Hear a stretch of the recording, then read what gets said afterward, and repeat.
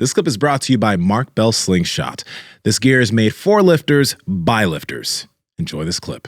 How can some people listening use compensatory acceleration to gain some strength? The dynamic effort method. If you can beat something with speed, it's lighter. That's what Fred Hatfield talked about all the time. If you can learn to store kinetic energy, which is usually speed work, and if Hatfield was here today, he'd tell you bands and chains, because it teaches you to grind through shit that is getting heavier. Now, there's all kinds of stuff, people out talking about, well, bands and chains don't work in reality. The problem is you can't use research studies with that because the people they studied aren't fucking strong.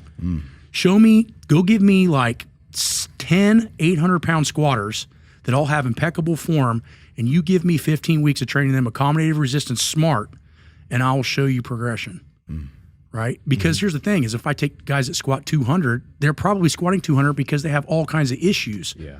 And so you can't use bands and chains on that population. I'm not saying if you're weaker, you can't use them, but you can't use them for studies. And that's why I wish that the Soviet system was still around for that particular reason, just to talk about it. Because in the 80s, right before it all fell apart, they were talking about chords and they were starting to develop bands, and it just fell apart. And that would have been interesting. But Alexeyev used to use accommodative resistance. There's probably a picture you can find. Alexeyev's doing power cleans out of water. So they didn't understand change yet. See if you can find it. They didn't understand change yet, but what Alexeyev would do is the Soviets built him a 3-foot deep pool, and they used stainless bars and bumper plates that wouldn't rust. And the first part of the pool he was doing out of the water. So he'd get the water drag. Yeah. Then he would catch it out of the water. And so that was the first step. That would have a crazy feel to it. Yeah, it'd be slow and then whoop. Well, so I got to talk with Alexeyev's coach through Verkhoshansky. So I actually got to talk to Verkhoshansky. He moved to Italy after the Soviet Union, and he gave me a lot of feedback for many years before he died. And he said that the coach told him that he could do a power clean out of the water with 455. Oh my God. You got to remember, he had the world record in the clean and jerk and the total till 2014, since 1975. Jesus. So to me, is talking about all-time world records and the standing of the world record, you can't really touch Alexeyev. I mean, he's the only lifter ever to not only break that many world records, but also to be named Athlete of the Year by Sports Illustrated in 1975. So see, he's doing it out of water in order for him to gain compensatory acceleration. Now, here's what's crazy about Alexeyev, and started to push my winning warm-ups. Even though he looks like a big fat dude with no muscle, his fucking warm-up was a 50-pound kettlebell swing for 15 minutes before he'd start Olympic lifting. GPP out the fucking ass. Literally, in that case. Yeah.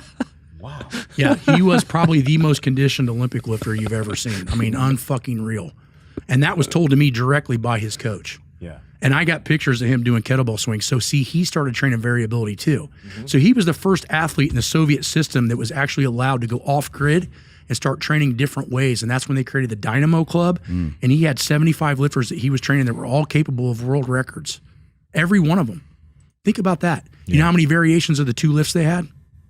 75. They would rotate 75 fucking lifts for the clean and jerk and the snatch. So they learned that specificity wasn't the way to get better either. So imagine. Look at that physique.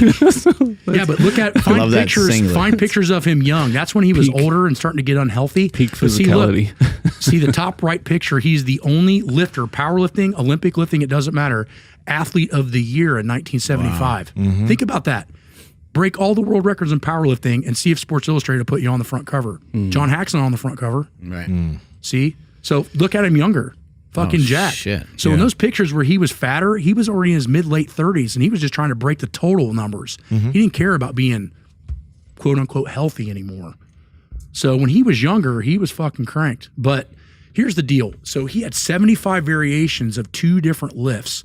So he was really, him and Medvedev, if you read the book, I think it's called Development of Special Strengths. If you read the book, it talks a lot about it. But what they started to realize is that there was only so much progression you could specify in those 2 Olympic lifts.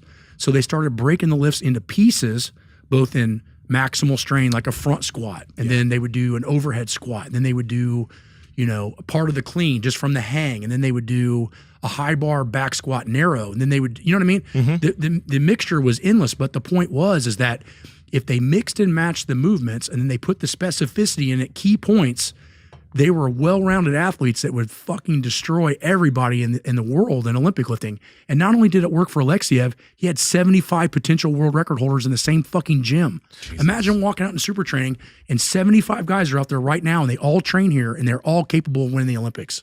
That's fucking insane. Exactly. But why don't we train that way now? Yeah.